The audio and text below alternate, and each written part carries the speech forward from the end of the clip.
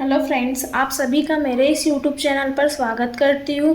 आज हम बहुत ही आसान तरीके से पढ़ेंगे कक्षा 10वीं के अध्याय 1 का प्रश्नावली 1.1 में हम इस वीडियो में प्रश्नावली 1.1 पूरी देखेंगे, साथ ही इसका इंट्रोडक्शन वाला पार्ट भी इसी में देख लेंगे हम। आप सभी इस चैनल को सब्सक्राइब करें ताकि आपको स्टडी से रिलेटेड वीडियोस मिलती रहे। इस अध्याय में के सारे वीडियोस की लिंक डिस्क्रिप्शन में दी गई है, आप उन्हें अच्छे से देख लें और समझ लें। अब हम शुरू करते हैं प्रश्नावली 1.1 के हमने क्वेश्चन लिख लिए थे। अब हम देखते हैं क्वेश्चन नंबर 1। तो पहला क्वेश्चन है कि निम्नलिखित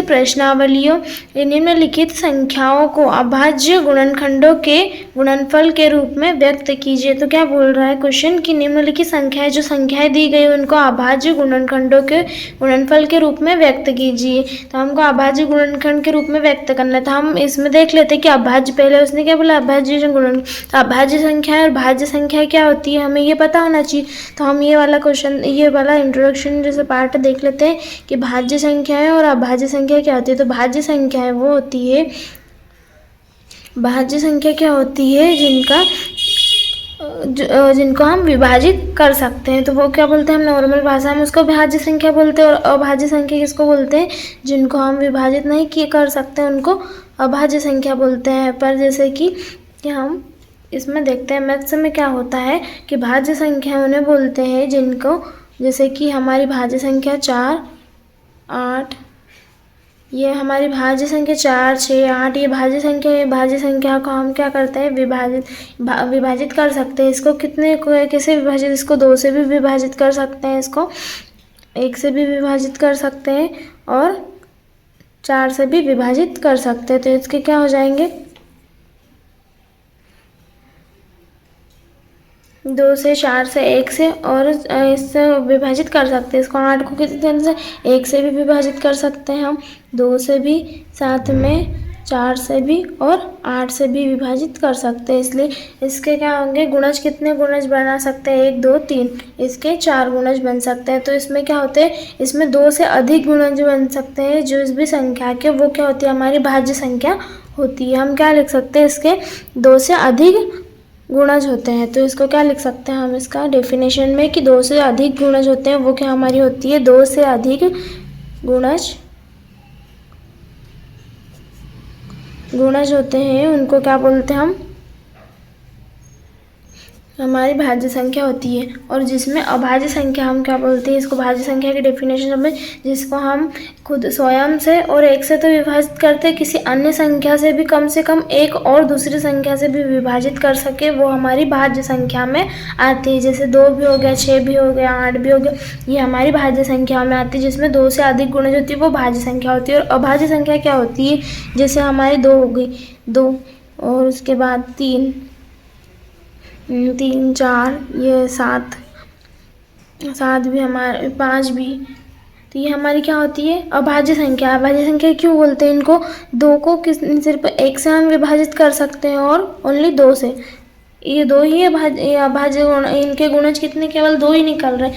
अब 3 को भी हम केवल 1 से और 3 से ही विभाजित कर सकते हैं। इसको 7 को भी 1 से और 7 से ही विभाजित कर सकते हैं। इसलिए इनको क्या बोलते हैं हम, अभाज्य संख्या, क्योंकि इनको दूसरी अन्य संख्याओं से विभाजित नहीं कर सकते हैं। केवल इनके 2 ही गुणज होते हैं, जिनके 2 ही गुणज होते हैं उनको अभाज्य संख्याएं कहते हैं। ये इसमें अभाज्य संख्या ऐसी वो संख्या होती है जिनका वो स्वयं से और 1 का ही भाग जाता है, स्वयं का भाग जाता है और 1 का जाता है, वो अभाज्य संख्या या किसी अन्य संख्याओं से विभाजित नहीं होती है। तो उनको अभाज्य संख्या, 1 और स्वयं को छोड़कर किसी अन्य संख्या से विभाजित नहीं होती है, उसको अभाज्य संख्या कहते हैं। तो इसमें गुणज कितने, ओनली 2 गुणज होते हैं। तो क्या केवल 2 गुणज होते हैं, केवल दो गुणज होते हैं। गुणज हो उनको क्या बोलते हैं, अभाज्य संख्याएं बोलते हैं। हमने इनकी डेफिनेशन देख ली, ठीक है।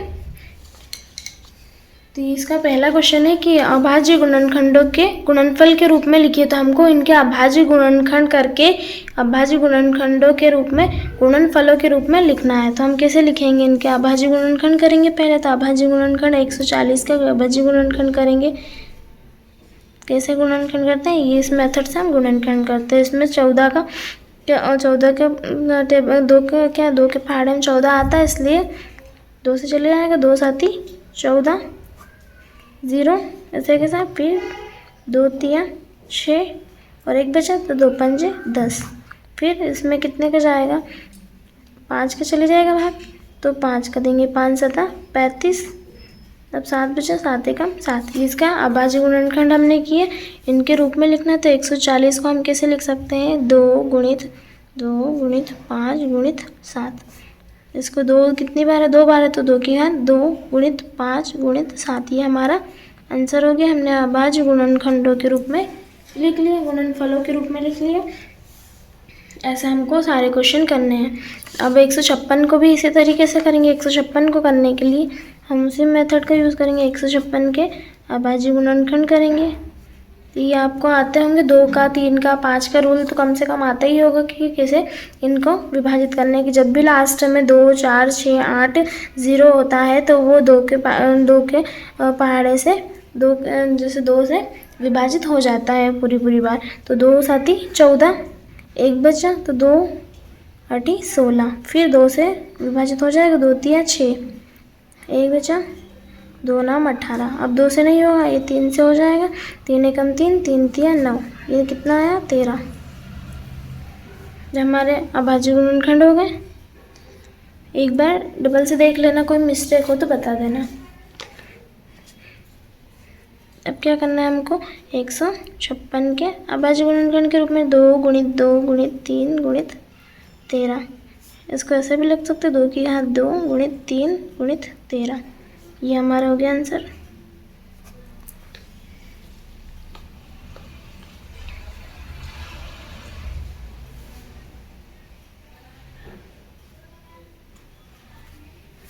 आप अच्छे से देख लेना है ना, समझ लेना। अब हम करते क्वेश्चन नंबर तीसरा। क्वेश्चन नंबर तीसरा भी इसी तरीके से करेंगे।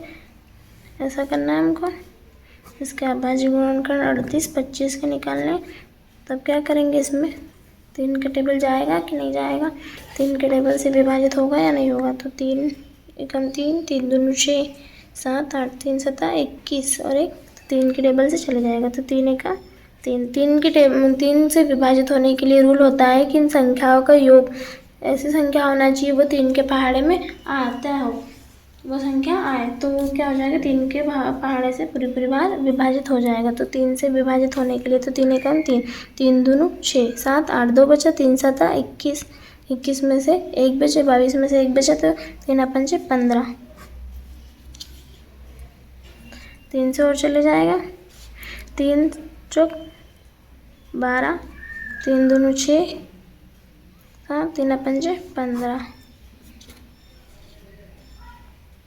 अब 3 से नहीं जाएगा क्योंकि इनकी संख्याओं का योग कितना है, 4 और 5 6, 6 और 5 11 हो रहा है, इसलिए 3 से विभाजित नहीं होगा। अब क्या करेंगे, हम 5 से विभाजित करेंगे। तो 5 से विभाजित करने के लिए 5 5 40 और 2 बच्चा 25, फिर और 5 से करेंगे। 5 के लिए रूल होता है कि जिसके ये संख्याओं के जो कोई भी संख्या दी उसकी इकाई के अंक पर 0 या 5 होगा तो वो संख्या 5 से विभाजित हो जाएगी।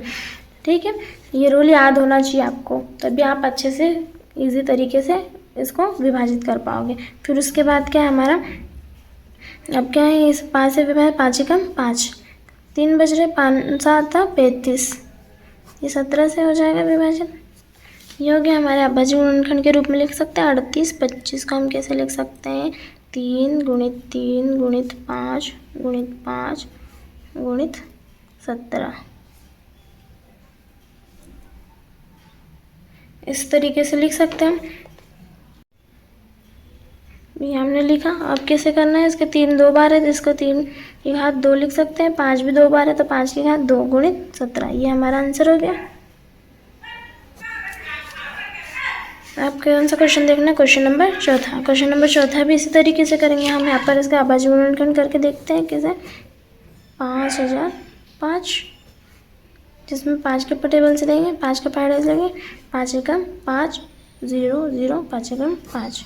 अब 5 से जाएगा नहीं जाएगा, तो हम कौन सी संख्या से देंगे, 7 से, तो 7 से हो जाएगा, चले जाएगा, 7 एकम 7 8 9 10, तो तो कितने बचेंगे 3 7 21 7 चौक 28 29 30 2 बचेंगे तो 7 के पहाड़े से इसको डिवाइड भाग देंगे। तब क्या करेंगे 7 एकम 7 3 बचे 7 चौक 28 29 30 तो 2 बचे 7 7 21 ये हो गया। अब कितने से देंगे 11 से जाएगा तो 11 से देंगे 11 एकम 11 3 बचे 11 33 13 से भाग देंगे।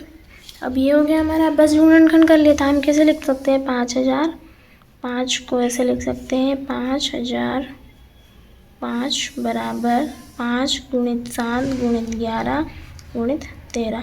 ये हमारा क्या हो गया आंसर हो गया। इसमें डबल नहीं किसी की घात लगाने की कोई ज़रूरत नहीं है। ये हमारा आंसर हो गया। हम क्वेश्चन नंबर देखते हैं 5। क्वेश्चन नंबर 5 क्या है हमारा, पहले हम लिख लेते हैं यहीं पर। हम कौन सा क्वेश्चन नंबर 5 लिखते हैं। इसमें क्वेश्चन नंबर 5 है 74 29 74 29।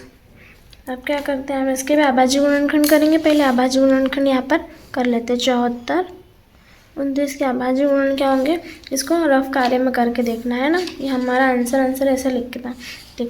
तो 74 29 के हम अभाज्य गुणनखंड करेंगे। इसमें 7 68 68 74 में 68 जाएगी तो कितना बचेगा हमारे पास 6 बचेगा। तो 17 चौक 68 68 ये 74 में से 68 जाएगी तो 6 बचेगा। तो ये कितना हो गया 62 हो गया। 62 17 टेबल में कितने टाइम में आता है, कितनी बार में आता है 62 तो नहीं आता, कितना आता है 3 बार में 51 आता है। 51 62 में से 51 माइनस करेंगे तो कितना आएगा 11 बचेगा। तो 17 के पहाड़े में 119 आता है। कितने बार में 119 आता है 17 के पहाड़े में 7 बार में, तो 7 लिखेंगे हम। ये हो गया। अब हमारे पास ये 17 से नहीं जाएगा था, हम कौन सी संख्या देखते हैं 19 से। 19 के पहाड़े में आता है क्या 43, तो 43 नहीं आता है। कितना आता है हमारे पास 19 के पहाड़े में 2 बार में आता है 38 2 बार में 38 में से 43 माइनस कर रहे हैं। 43 में से 38 को घटाएंगे तो कितना बचेगा हमारे पास 5। 19 के पहाड़े में 57 कितनी बार में आता है 3 बार में। 23 आ गया, 23 से देते हम। 23 का 23। अब ये हमारा हो गया गुणनखंड। कितना किया हमने, इसके अभाज्य गुणनखंड कितने निकले 17 गुणित 19 गुणित 23। ये हमने अभाज्य गुणनखंड कर लिया। इसके अभाज्य गुणनखंड हो गए। ये हमने देख लिया। प्रश्न नंबर 1 हमारा यहाँ पर ये इसके 5 क्वेश्चन हमने देख लिए, समाप्त होता है। अब हम देखते हैं इसमें एग्जाम्पल पे भाज्य संख्या अभाज्य संख्या इंट्रोडक्शन वाला पार्ट भी देखा। अब इसका देखते हैं प्रश्न नंबर 2। जहाँ पर भी आपको समझ में नहीं आया तो मुझे कमेंट करना और भी अच्छे से मैं समझा दूँगी नेक्स्ट वीडियो में। ये प्रश्न नंबर 2 है। प्रश्न नंबर 2 क्या है हमारा, पूर्णांकों के निम्नलिखित युग्मों के HCF और LCM ज्ञात कीजिए। तो ये पूर्णांक जो भी दिए हैं उनके HCF और LCM ज्ञात करना तथा जांच कीजिए कि 2 संख्याओं का गुणनफल बराबर HCF गुणित LCM है। हमें जांच भी करना है और इनके HCF LCM भी ज्ञात करना है। तो ये पूर्णांक इनके HCF और LCM ज्ञात करना है। तो HCF और LCM कैसे ज्ञात करते हैं हम, ये देखते हैं। HCF और LCM ज्ञात करने के लिए हम क्या करते हैं, पहले इनके गुणनखंड निकालते हैं। जैसे हमारे पास है 26 और 51 का 26 और 51 का गुणनखंड निकालेंगे। 26 और 51 का, तो 26 के कैसे निकालेंगे 2 से भाग चले जाएगा। 2 एकम 2 होती है 6, तो यहाँ 13 आ गया। 13 देंगे। अब इसमें किससे देंगे, इसमें 2 से तो जाएगा नहीं, 3 से भी नहीं जाएगा, 5 से भी नहीं जाएगा, तो हम 7 से 7 एकम 7 8 9 2 बची 7 7 2 14 7 21 से अब 13 से दे देंगे। ये हमारे अभाज्य गुणनखंड हो गए इनके 26 और 51 के अभाज्य गुणनखंड। तो इसमें 2 है गुणित 13 और इसमें 7 गुणित 13, इसके अभाज्य गुणनखंड हो गए। अब इनके HCF क्या होता है, HCF मतलब जो दोनों में कॉमन हो। दोनों में कॉमन हो तो दोनों में कॉमन कितना है 13, और 13 की हमको इसमें लिखनी होती है न्यूनतम घात। तो न्यूनतम घात दोनों में कितनी है, एक है। तो न्यूनतम घात कितनी है हमारे पास, 1 है। तो HCF होता है जो दोनों में कॉमन हो, वो हमारा HCF होता है। और LCM लिखते हैं हम, इसकी ये जो दोनों कॉमन है उनकी अधिकतम घात, तो उनकी अधिकतम घात एक ही दिख रही है हमको, तो 13 गुणित ये 2 गुणित 7 ऐसे कैसे लिख लें। ये हमारा HCF LCM और HCF हो गया। अब हमको क्या करना है, जांच करना है। हमको जांच करके दिखाना है कि ये दो संख्याएं जो दी है उनका गुणनफल HCF और LCM के गुणनफल के बराबर हो। हमें जांच करके लिखना है, जांच में लिखना है, जांच करना है कि इसने बोला है कि दो संख्याओं का गुणनफल बराबर HCF गुणित LCM। ये हमारा क्या है, हमारा HCF 13 है और इसका LCM के हम गुणा कर लेते हैं। 13 दूनी 26, 26 में 7 का गुणा करेंगे तो 26 में 7 का गुणा करेंगे तो कितना आएगा, 26 में 7 का गुणा करते हैं 7 7 दूनी 14 27 7 6 28 7 चौक 28 7 35 7 6 42 7 6 42 होता है। 7 एकम से 14 14 और 4 18, ये हो गया 182। कितना निकला 182 LCM हो गया। तो हमारा HCF कितना है 13 गुणित LCM कितना है 182। यहाँ दो संख्याओं के गुणनफल तो 26 और 51 हमारी संख्या है, तो 26 और 51 का गुणनफल इनके HCF और LCM के गुणनफल के बराबर होना चाहिए। तो हम इनके पहले गुणनफल इनका गुणा कर लेते हैं। 13 में 182 का गुणनफल गुणा करेंगे। 13 13 दूनी 26, 13 13 दूनी 26 की 6 हासिल की गई 2, 13 का 8 बार काटा लेंगे तो कितना आएगा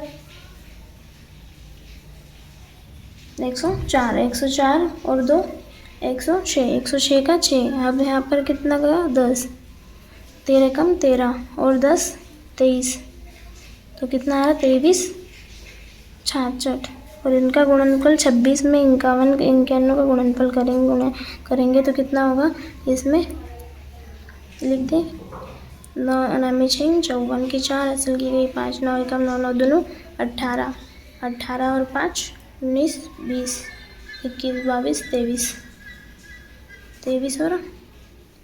ये 6 4 2 6 3 तो 23 26 इसका भी आंसर है 23 66 इसका भी। तो LCM और क्या है हमारा RHS और LHS पर LHS,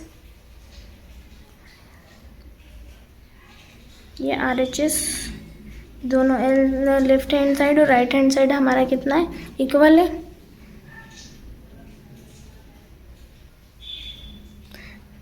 तो हमारा क्या आंसर सही है। तो हम ऐसा लिख सकते हैं कि अतः ये वाला हमारा LCM और HCF क्या है हमारा सही है। मैंने जांच करके देख लिया था, अतः उत्तर सही है, ऐसा लिख सकते हैं। ठीक है, ये हमने देख लिया पहला वाला क्वेश्चन। अब देखते हैं हम दूसरा वाला क्वेश्चन। दूसरा क्वेश्चन क्या है हमारा, इनके पहला गुणनखंड करेंगे हम। दूसरे क्वेश्चन भी यही पहले वाले क्वेश्चन की तरह ही हमको करना है।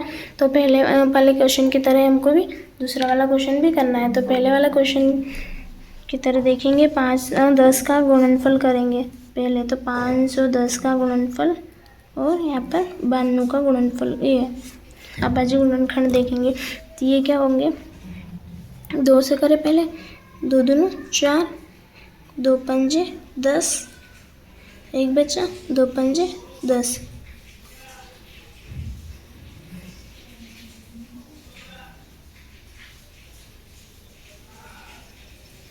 अब क्या करना है हमको, 2 से जाएगा नहीं 5 से, तो 2 पच्चम 25, 5 एकम 5। अब कैसे जाएगा, 3 से चले जाएगा, 3 एकम 3, 2 बची 3 7 21।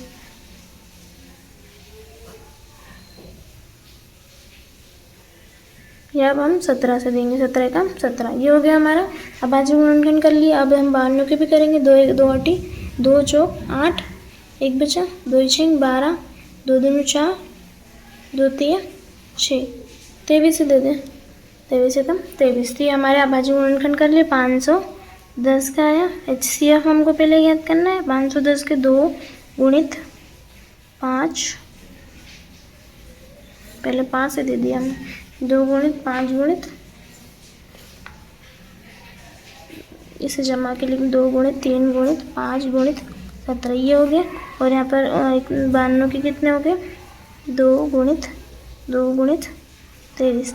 तो हमारा क्या है, यहाँ से क्या निकालेंगे हम, HCF निकाल लेते हैं पहले। HCF क्या है हमारा, जो कॉमन हो, तो ये कॉमन यहाँ पर 2 ही है, तो 2 कॉमन है, उसकी घात कितनी, न्यूनतम घात होनी चाहिए। न्यूनतम घात मतलब कम घात हो, तो इसकी न्यूनतम घात दोनों में कितनी है, 1 ही है, इसलिए हम 1 लिख ले। ये 2 की घात 1 मतलब 2 ही होता है। फिर हम LCM देखते हैं, तो LCM क्या होगा, हमारा जो कॉमन निकला है उसके अधिकतम घात, तो जो कॉमन निकला है उसके अधिकतम घात भी 1 ही है, तो यहाँ पर एक बार 2 लिख लेते हैं। फिर यहाँ से ये सारे एक जगह लिख लेते हैं, 2 गुणित 3 गुणित 5 गुणित 17 गुणित 23। इनको सीक्वेंस के हिसाब से जमा देना, जैसे कि ये हमने देखा।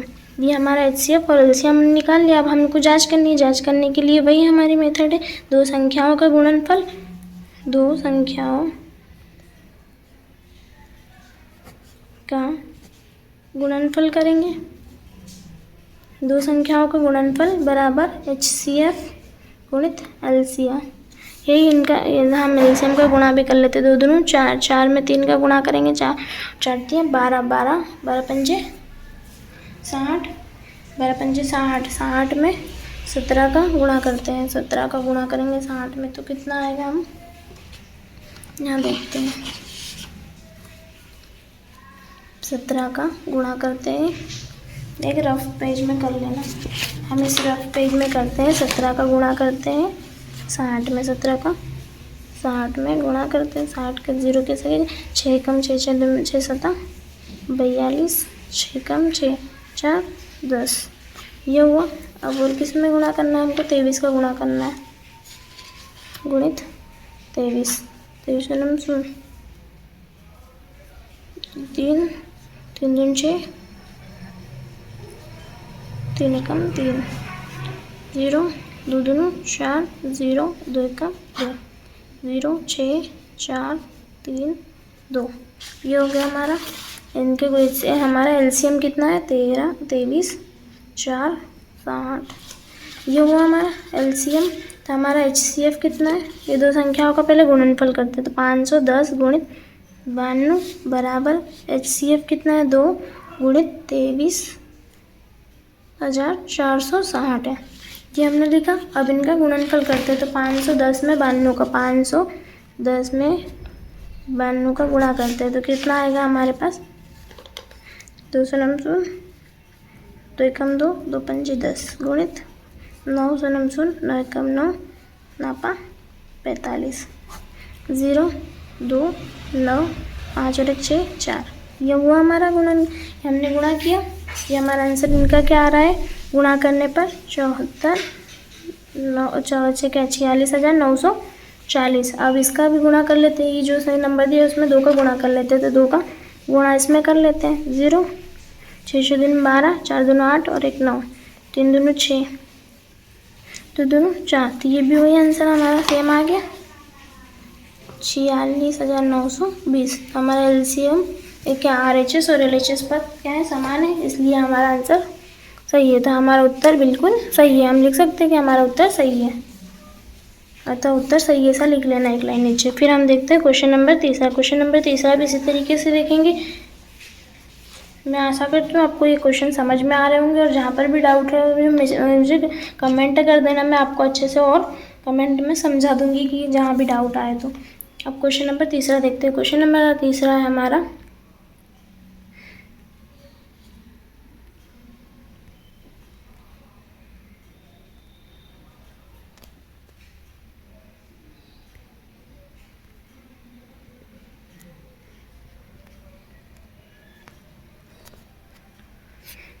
तीन 336 और 54 का गुणनखंड करते हैं पहले।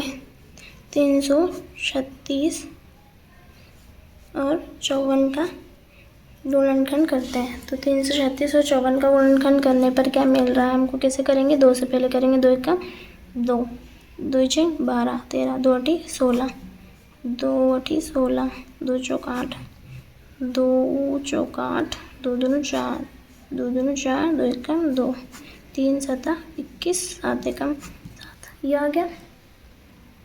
अब क्या करना है हमको, 54 के गुणनखंड करेंगे, 2 से जाएंगे, 2 दून 4 2 7 14 ये क्या हो गया हमारा 27 है, 3 नाम 27, 3 दिया 9, 3 एकम 3। ये हमारे अभाज्य गुणनखंड कर लिया हमने। अब हमको इनको लिखना है 336 और 54 के अभाज्य गुणनखंड लिखते हैं। तो 2 गुणित 2 कितनी बार, 1 2 3 4 बार, तो 2 की घात हम यहाँ पर लिख सकते हैं 2 की घात 4, 3 गुणित 7, यहाँ पर 2 एक बार है, 3 कितने बार है, 1 2 3, तो 3 की घात 3 लिख सकते हैं। ठीक है, ये देखा हमको अब HCF निकालना है। तो HCF हमारा HCF क्या होगा, जो इनमें कॉमन है। तो हमारा कॉमन क्या है और उसकी न्यूनतम घात, तो इसमें 2 कॉमन है, 2 की न्यूनतम घात मतलब सबसे कम घात कितनी आ रही है 1, गुणित अब यहाँ पर 3 भी कॉमन है तो 3 की 3 और उसकी न्यूनतम घात, दोनों में न्यूनतम घात क्या है इसकी 1 है, न्यूनतम घात मतलब कम घात। ये क्या हो गया हमारा HCF 6 हो गया। अब LCM हमारा लिखना है, तो LCM कैसे लिखते हैं, जो कॉमन निकाला उसको भी लेते हैं। तो जैसे कि इसकी अधिकतम घात, तो 2 की अधिकतम घात कितनी लेना है यहाँ से 4, गुणित 3 की अधिकतम घात लेंगे, तो 3 की अधिकतम घात कितनी है यहाँ पर 3 है, एक न्यूनतम होगी 3 अधिकतम हो गए, गुणित 7 लिख लें। जैसे कैसे, ये हमारा हो गया क्वेश्चन। अब हम इसका गुणा कर लेते हैं। तो 4 क्या इसमें 2 की घात 4 का गुणा करेंगे तो कितना होगा, 2 1 2 दूनी 4, 4 दूनी 8, 8 दूनी 16, 16 में 27 का गुणा करेंगे, 27 का गुणा करेंगे हम 16 में। 3 की घात 3 मतलब 27 होता है और 2 की घात 4 मतलब 16 होता है। 16 में 27 का गुणा करते तो हम 27 में 16 का कर लेते तो आसान हो। 27 में हम 16 का गुणा करते हैं, 16 में 27 का गुणा करते हैं तो कितना आएगा, 16 पढ़ा लेना है हमको 7 बार, तो 7 बार 16 पढ़े में कितना 2 112 होता है। 16 7 112 होता है, 12 की 2 हासिल की गई 11, 16 16 दोनों 32, 16 दूनी 32 और 11 32 और 11 को प्लस करेंगे तो कितना होगा 3 और 4 34, ये हमारा वो। अब इसके बाद कितना है गुणा करना है हमको, 7 का भी गुणा करना है, तो 7 का गुणा कर देते हैं। 7 दूनी 14, 7 21 और 1 22, 7 7 चौक 28 29 30, ये 30 24 3 24, ये आया हमारा आंसर, इसका LCM आया। अब हमको जांच करनी है, जांच करने के लिए क्या है हमारा सूत्र, 2 संख्याओं का गुणनफल बराबर HCF गुणित LCM। 2 संख्याओं का गुणनफल बराबर HCF गुणित LCM, HCF गुणित LCM, ये हो गया हमारा। अब क्या करना है हमको, 2 संख्याओं का गुणनफल, 2 संख्याएं कौन सी 336 गुणित 54, ये 2 संख्या होगी, इनका HCF और LCM का भी गुणा करेंगे। LCF कितना 6 गुणित LCM, ये इसका गुणा करेंगे। 336 का 54 में गुणा करते हैं तो 336 का 54 में गुणा करेंगे तो कितना आएगा, गुणा करते हैं 4 का पहले, 4 6 24, 4 4 8 7 12, 12 और 2 14, 4 4 8 7 12 और 1 13, 5 6 30, 30 और 3 कैरी गई, 5 5 10 5 15 और 3 18, 5 1 5 5 10 5 15, 15 और 1 16, 4 गुणा करते आता होगा आप सभी को अच्छे से, 8 9 10 11 6 7 8, 11 आ रहा हमारा आंसर।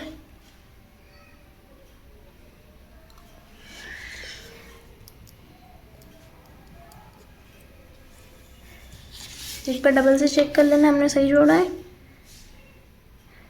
11 6 7 8, हाँ हमारा सही है। अब इसमें जो हमारा ये गुणा नहीं LCM थी उसमें HCF का गुणा करते तो 6 का गुणा कर ले, इसमें 6 6 चौक 24, 6 12 6 13 6 चौक 24 की 4 हासिल की 2, 6 कम 6 6 2 12 13 14 हासिल की गई है, तो एक जगह 6 कम 6 12 6 13 18, ये हमारा LHS और RHS वाला पद दोनों पद बराबर है, तो हमारा उत्तर क्या है, हमारा उत्तर सही होगा।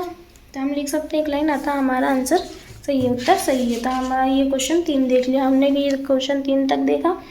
इसमें प्रश्न नंबर 2 के 3 क्वेश्चन देखे। अब देखते हैं हमारे प्रश्न नंबर 2 यहाँ पर समाप्त होता है। अब देखते हैं हम प्रश्न नंबर 3। यह प्रश्न नंबर 2 आपको सबको समझ में आएगा। आप इस चैनल को सब्सक्राइब कर लें, इस वीडियो को लाइक करें, अपने फ्रेंड्स के साथ शेयर करें, ताकि सभी को स्टडी से रिलेटेड वीडियोस ऐसे ही मिलते रहे इस चैनल पर आपको।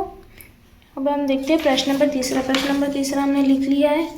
प्रश्न नंबर 3 देखते हैं। प्रश्न नंबर 3 क्या है कि अभाज्य गुणनखंड विधि द्वारा निम्नलिखित पूर्णांकों के HCF और LCM ज्ञात कीजिए। तो इनको अभाज्य गुणनखंड विधि द्वारा ओनली इनका अब जांच नहीं करनी, हमको HCF और LCM निकाल लेना है कि बस। तो हम HCF और LCM निकालने के लिए पहले अभाज्य गुणनखंड करेंगे तीनों के। कैसे करेंगे? 12 का, 15 का और 21 का अभाज्य गुणनखंड करेंगे। पहले 12 का करते हैं, तो 2 6 12, 2 3 6, अब 3 का, 3 एकम 3। इसमें 3 से पढ़ा जाएगा, 3 पंजे 15, 5 एकम 5। अब इसमें भी 3 3 7 21, 7 एकम 7। ये हो गया हमारे अभाज्य गुणनखंड। तो 12, 15 और 21 के अभाज्य गुणनखंड करके लिखे। तो 2 की ये कितने बार है? 2 बार है, तो उसकी घात 2 गुणित 3। अब इसमें 3 गुणित 5 इनके इस सीक्वेंस के नीचे लिख लेना, तो आसानी रहेगी आपको HCF निकालने में। गुणित 3 गुणित 7, ये हमारा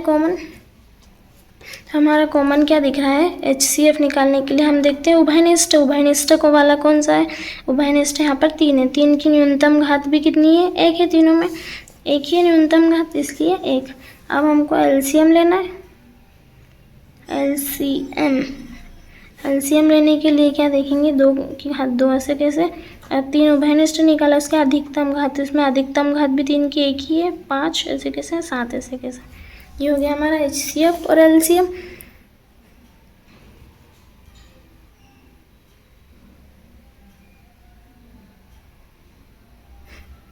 जब हमको इनको LCM को गुणा कर लेना है, तो हमारा आंसर आ जाएगा। हमारा HCF 3 है, LCM के लिए हम आगे इसका गुणा करते हैं। तो गुणा करने पर इसके 4 गुणित 3, तो 4 में 3 4 8 जाती है 12, 12 पंजे 60, 60 में 7 का गुणा करेंगे तो कितना आएगा? यहाँ पर इस पेज पर कर लेते हैं। 7 6 42, तो हमारा 420 आ रहा है इसका गुणा करने पर। तो हमारा LCM 420 आ रहा है। ये हमारा क्या हो गया? आंसर हो गया। अब हमको क्या करना है? ये हमारे अभाज्य गुणनखंड विधि द्वारा किया, तो यहाँ पर एक लाइन लिख लेना कि अभाज्य गुणनखंड विधि द्वारा कर रहे हैं। जैसे कि हम ये पहला क्वेश्चन समझ में आया आपको अच्छे से। अब हम देखते हैं दूसरा क्वेश्चन। ये दूसरा क्वेश्चन क्या है हमारा, सॉल्व करते हैं। तो हम यहाँ पर लिखते हैं कि अभाज्य गुणनखंड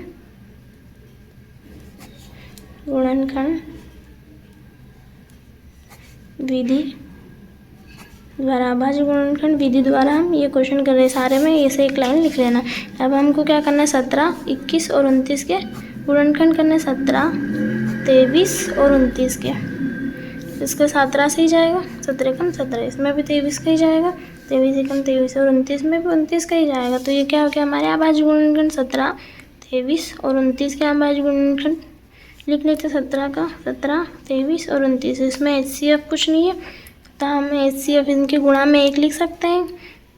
इनका गुणा करने पर 1 में 23 ही आएगा, इसलिए हम गुणा में 1 लिख सकते हैं। तो HCF क्या होगा? जब हमारा कोई उभयनिष्ठ नहीं निकले तो हमारा HCF कितना होता है? 1 होता है, ये याद रखना। फिर LCM हमको निकालना, तो LCM कैसे? 17 गुणित 23 गुणित 29, ये हमारा LCM हो गया। अब इनका गुणा कर लेते हैं। 17 में 23 का गुणा करेंगे। यहाँ पर हम करते हैं गुणा, 17 में 23 का गुणा, तो क्या आएगा हमारा आंसर? 3 7 21, 3 एकम 3, 2 5, 2 7 14, 4 असल की 2 दूनी 4, 2 एकम 2 और 1 3, 1 9 3 गुणित, अब कितने गुणा करना है? 29 का। 9 एकम 9, नमा 81 की 1 हासिल की 9 9 28 27, 27 और 8 27, 28 29 30 31 32 33 34 35, 35 हुआ। हमारा आंसर क्या आया?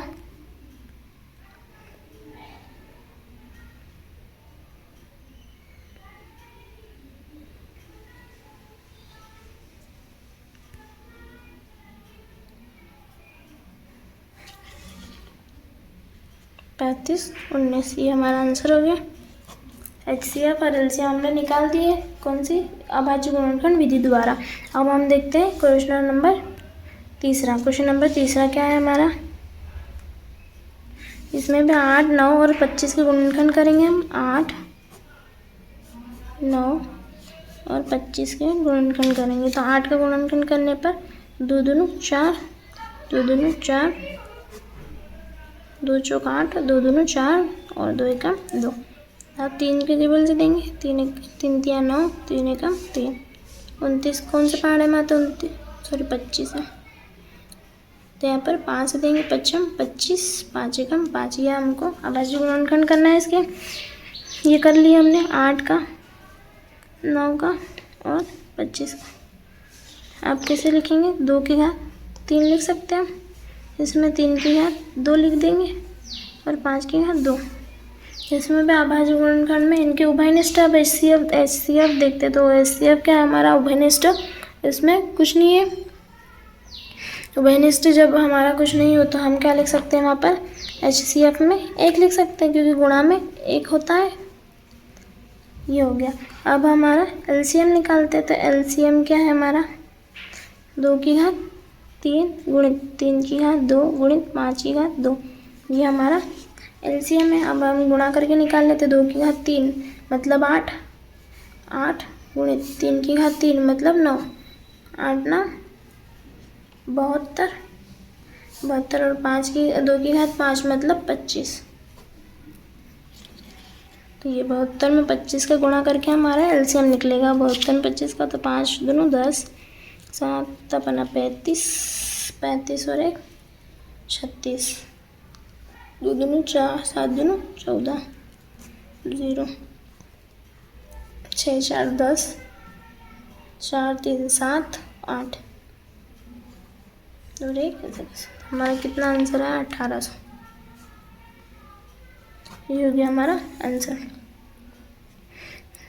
हमने देख लिया HCF और LCM कौन सी अभाज्य गुणनखंड विधि द्वारा निकाल के। अब हम देखते हैं प्रश्न नंबर चौथा। ये हमारा प्रश्न नंबर 3 था। ये प्रश्न नंबर 3 हमारा कंप्लीट होता है यहाँ पर। अब हम देखते हैं प्रश्न नंबर 4। प्रश्न नंबर 4 क्या है हमारा, ये हमने पहले ही लिख लिया था। प्रश्न नंबर 4 है कि HCF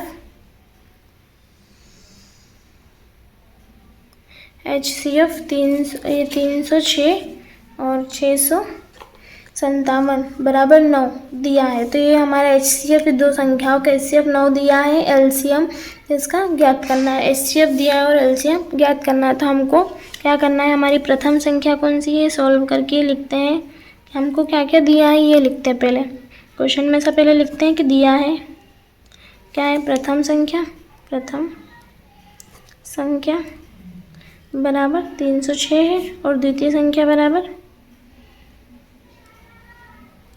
संख्या कितनी है हमारी, 657। ये दो संख्याएं दी है।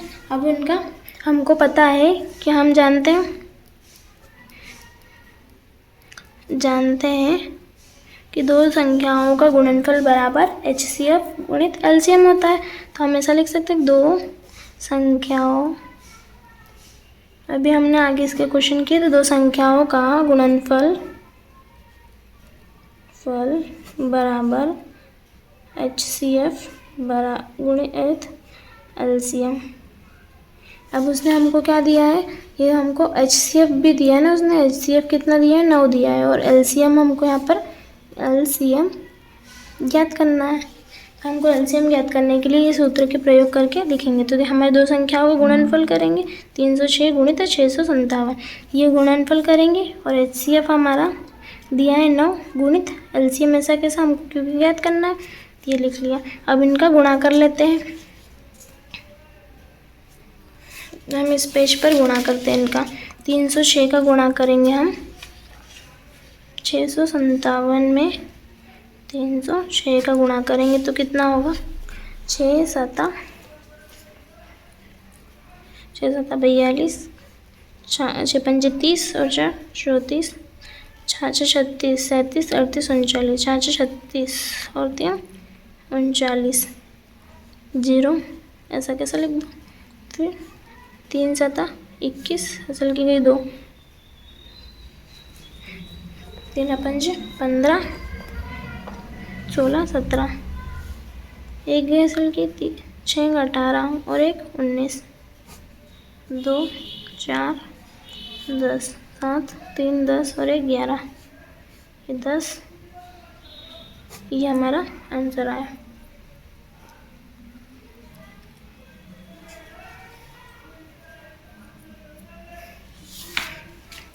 सॉरी, ये 9 गुणा में था, इधर जाता तो बटे में चले जाता, तो यहीं से हम बटे में कर देते इसको, ये कट जाता। जैसे कि 57, ये बटे इधर बराबर किस साइड क्या है, गुणा में है, तो इधर जाएगा तो बटे में चले जाएगा।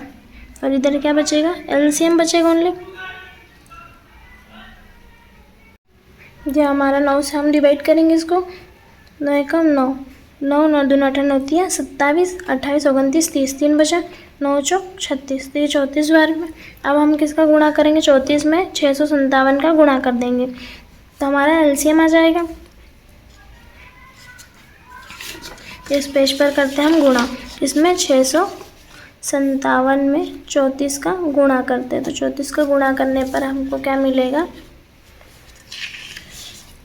4 4 4 7 28, 4 पंजे 20 और 2 22, 4 4 4 3 4 पंजे 20, 4 6 24, 24 और 2 26, 3 7 21, हासिल की गई 2, 3 पंजे 15, 16 17 के साथ हासिल की गई 1, 3 6 18 और एक 19, 8, ये हमारा 3 7 6 13, 3 हासिल की गई 1, 12, 1 हासिल की गई 2, ये हमारा आंसर आया 22 33 8, ये हमारा आंसर है। जिसका इसमें गुणा किया था हमारा आंसर क्या है, 22 33 8, ये हमारा कितना है, एलसीएम है, ये आंसर हो गया। हम ऐसा लिख सकते हैं कि एलसीएम बराबर 22,338, ये हमारा हो गया आंसर। यहाँ जगह नहीं थी, नहीं तो नीचे लिखता है, ठीक है। अब हम देखते हैं, ये क्वेश्चन नंबर 4 हमारा कंप्लीट हुआ। आप अच्छे से समझ लेना इसको, और जहाँ भी डाउट हो आप कमेंट कर देना मुझे। अब देखते हैं हम क्वेश्चन नंबर 5। क्वेश्चन नंबर 5 है, आप इन क्वेश्चनों की जितनी भी प्रैक्टिस करोगे उतना आपको अच्छे से समझ में और क्लियर होगा। इसलिए आप ये वीडियो को कम से कम 2 बार देखें और अच्छे से समझे। तो जहाँ हमको देखना है क्वेश्चन नंबर 5। क्वेश्चन नंबर 5 हमने लिखा है पहले से कि जांच कीजिए कि क्या किसी प्राकृत संख्या n के लिए संख्या n 6 की घात n अंक 0 पर समाप्त हो सकती है। तो हमको जांच करके बताना है कि कोई प्राकृत संख्या n के लिए, मतलब ये प्राकृत संख्या जो घात है n है, ये घात n के लिए संख्या 6 की घात n संख्या अंक कितना है, 0 पर समाप्त हो सकता है। कोई भी अंक 0 पर समाप्त होता है तो उसके लिए क्या होता है, हम अभाज्य गुणनखंड विधि से हम इसको भी करते हैं। कैसे करेंगे, देखो ये 6 की घात n, उसने क्या बोला है कि इसके अभाज्य गुणनखंड करेंगे तो ये कोई भी संख्या 0 पर समाप्त हो रही है क्या, इसको क्या हम 0 पर समाप्त होती है क्या, ये बताना है। अब जैसे कि 6 की घात 1, ये 6 की घात 2, 6 की घात 3, ऐसे चलते जाएगा, ये हो गया। अब 6 की घात 3 के अभाज्य गुणनखंड हमको पता है, हम ये ऐसा लिख लेते हैं कि नोट करके, हमें पता है कि यदि कोई संख्या कोई भी संख्या यदि कोई संख्या जो 0 पर समाप्त होती है, तो यदि संख्या 0 पर समाप्त होती है उसके अभाज्य गुणनखंड में क्या होना चाहिए, यदि कोई संख्या 0 पर समाप्त होती है तो उसके अभाज्य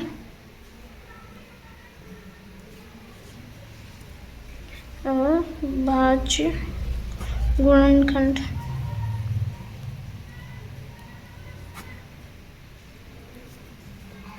जो अभाज्य गुणनखंड होता है ना, वो उसका स्वरूप ऐसा होता है 2 की घात, मतलब 2 गुणित 5, कम से कम एक बार तो आता ही है गुणनखंड 2 गुणित 2 की घात m गुणित 5 की घात n के रूप में होता है। देखो ऐसा बोल रहा है वो क्वेश्चन कि ये 6 की घात 3 अंक 0 पर समाप्त हो सकता है क्या।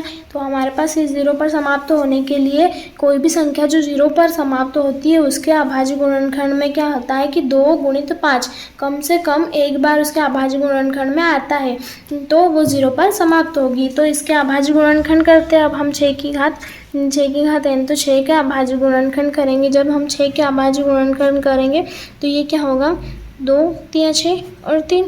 तो अब इसका अभाज्य गुणनखंड लिख लेते हैं। अभाज्य गुणनखंड कितने हो रहे हैं 2 गुणित 3 हो रहे हैं 6 के। तब इसमें 2 तो आ रहा है पर इसमें 5 नहीं आ रहा है तो हम क्या करेंगे इसमें ये 2 गुणित 5 तो इसमें 5 नहीं आ रहा तो ये 0 पर समाप्त नहीं होगी। तो अतः 6 की घात n 0 पर 6 की घात n अंक 0 पर समाप्त नहीं हो सकता क्योंकि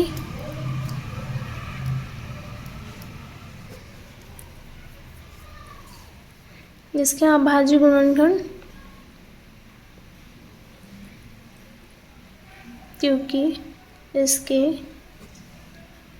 अभाज्य गुणनखंड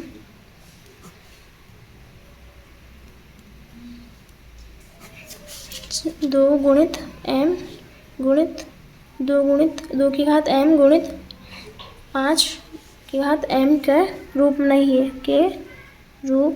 में नहीं है। देखो क्या हमने करा पहले इसमें क्वेश्चन नंबर 5 वो क्या बोल रहा है जांच कीजिए कि क्या किसी प्राकृत संख्या n के लिए संख्या 6 की घात n का अंक 0 पर समाप्त होगा। तो ये 0 पर समाप्त होने के लिए हमने पहले लिखा कि जो भी संख्या 0 पर समाप्त होती है उसके अभाज्य गुणनखंड में 2 गुणित 5 ये केवल कम से कम एक बार तो आता ही है। अधिक बार तो कितनी बार भी आ सकता है पर ये 2 गुणित 5 एक बार आता है तो वो 0 पर समाप्त होता है। तो इसका अभाज्य गुणनखंड हमने 6 के किए 6 के अभाज्य गुणनखंड किए तो 6 के अभाज्य गुणनखंड करने पर 2 और 3 आ रहा है। उसका अभाज्य गुणनखंड में 5 नहीं आ रहा है तो इसका क्या 0 पर समाप्त नहीं होगा क्योंकि इसका अभाज्य गुणनखंड 2 गुणित 5 के रूप में नहीं है। ये हमारा हो गया आंसर, हमने ये प्रूफ कर दिया। अब हम देखते हैं क्वेश्चन नंबर 6। क्वेश्चन नंबर 6 देखेंगे हम। तो हमारा प्रश्न नंबर 6 है व्याख्या कीजिए कि 7 गुणित 11 गुणित 13 धन 13 और 7 गुणित 6 गुणित 5 गुणित 4 गुणित 3 गुणित 2 गुणित 1 धन 5 भाज्य संख्याएं क्यों होती है। ये भाज्य संख्या ही है ये पता है हमको पर हमको ये बताना है कि भाज्य संख्या क्यों है।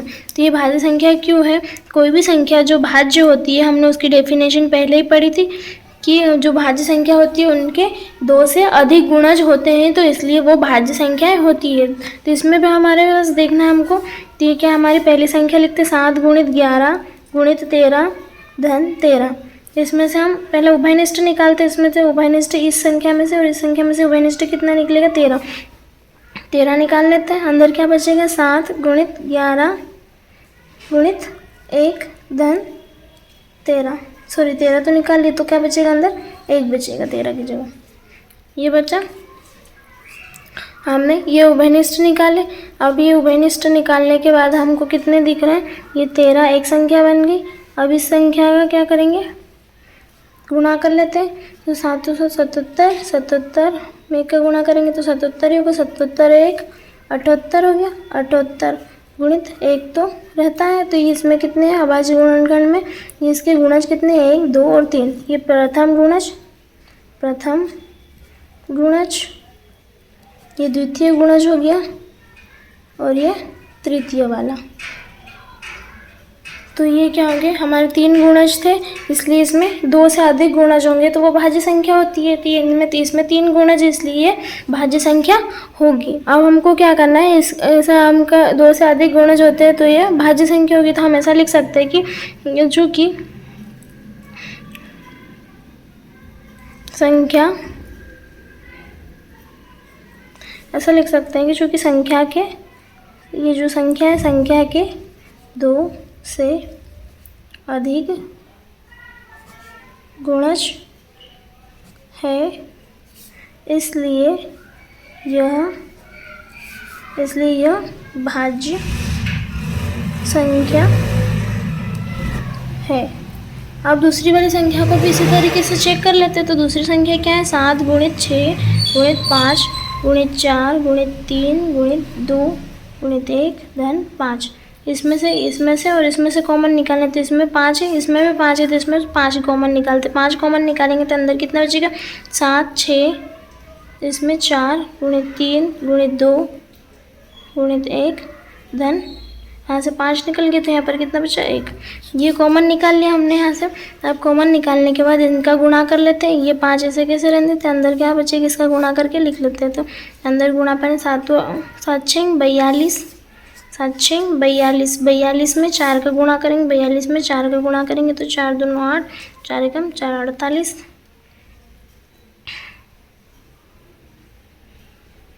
सॉरी 4 2 8 और 4 चौक 16 होगा। ये हो गया। अब उसमें 3 2 6 का गुणा करते हैं। 6 का गुणा करेंगे तो कितना होगा? 6 8 48 के 8, 6 8 48 के 8 हासिल की गई 4, 6 4 36, 36 और 4 40 की 4 0 हासिल की गई 4, 6 हम 6 और 4 10। ये हो गया। और उसमें 1 प्लस कर दे तो कितना हो जाएगा? 9 हो जाएगा। तो क्या हो जाएगा? 1009। ये आ रहा हमारा आंसर 1009। इसमें गुणित 1 कर सकते हैं हम। इसके भी कितने गुणज है? 1 2 और 3। इसके भी 3 गुणज है, इसलिए क्या हो गया? भाज्य संख्या होगी। तो इसके भी यही लाइन लिख लेना कि ये इसके 2 से अधिक गुणज है, इसलिए यह भाज्य संख्या है। ये दोनों करने के बाद ये वाला लाइन यहाँ पर लिख लेना। ठीक है, तो हम ऐसा लिख सकते हैं ये दोनों के 2 से अधिक, कोई भी संख्या जो भाज्य होती है उसके 2 से अधिक गुणज होते हैं, इसलिए वो भाज्य संख्या होती है। तो इसके भी उनके भी 2 से अधिक गुणज है, इसलिए ये भाज्य संख्या। ये समझ में आया। अब हम देखते हैं प्रश्न नंबर 7वां। प्रश्न नंबर 7वां हम लिख लेते हैं पहले। प्रश्न नंबर 7वां है कि किसी खेल के मैदान में, किसी खेल के मैदान के चारों ओर एक वृत्ताकार,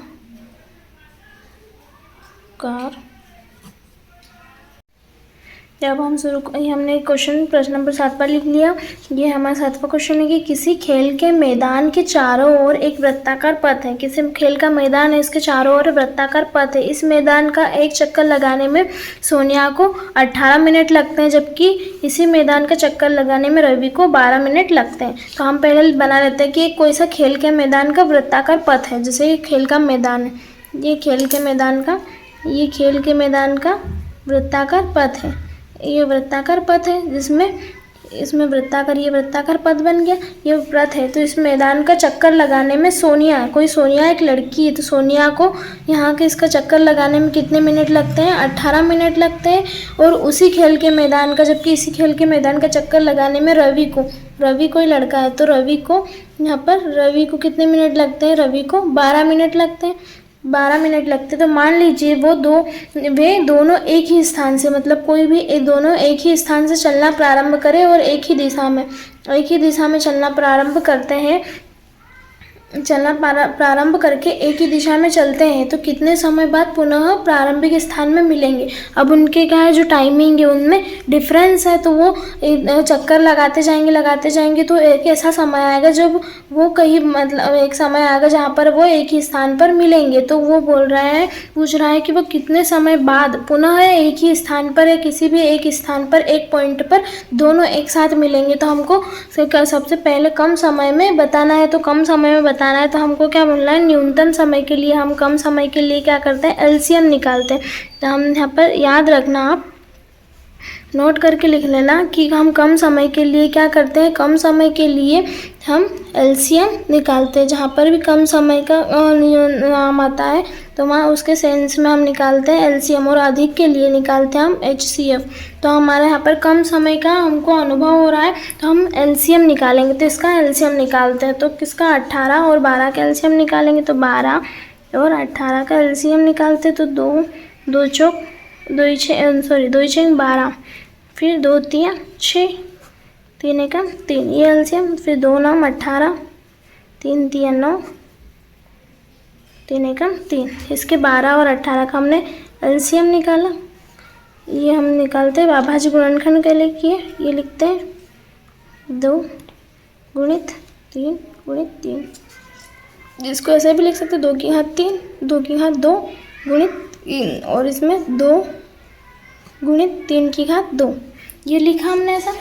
अब क्या करना है हमको, इसका एलसीएम निकालना। तो एलसीएम निकालेंगे। एलसीएम निकालने के लिए क्या करते हैं, जो उभयनिष्ठ रहता है, इसमें दोनों उभयनिष्ठ है, ये 2 भी और 3 भी, तो उभयनिष्ठ रहता है उसके अधिकतम घात। तो इसमें उभयनिष्ठ की अधिकतम घात कितनी होती है, यहाँ पर है, यहाँ पर 2 है तो इसकी घात 2 लिख लेते हैं। फिर इसके बाद यहाँ पर 3 है उभयनिष्ठ, 3 की अधिकतम घात कितनी है यहाँ पर, ये इसके 2 है, इसलिए यह आया हमारा। तो इसमें एलसीएम क्या हो गया हमारा, 2 दूनी 4 और 3 3 9, 4 गुणित 9, 4 गुणित 9 करेंगे तो कितना होगा, 4 नाम 36। तो 36 मिनट बाद पुनः वह क्या, रवि और सोनिया एक ही स्थान पर मिलेंगे। तो हम ऐसा लिख सकते हैं, अतः 36 मिनट बाद रवि और सोनिया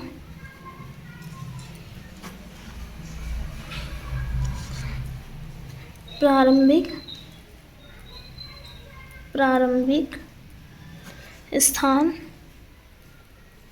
पर पुनः मिलेंगे। ये हो गया, 36 मिनट बाद मिलेंगे हमको।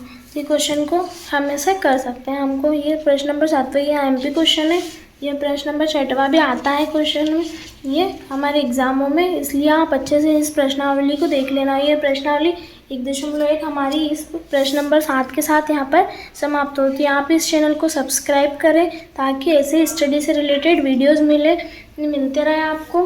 मैं आशा करती हूँ कि आपको ये वीडियो समझ में आया होगा। आप अपने ये वीडियो अपने फ्रेंड्स के साथ शेयर करें, इस चैनल को सब्सक्राइब करें।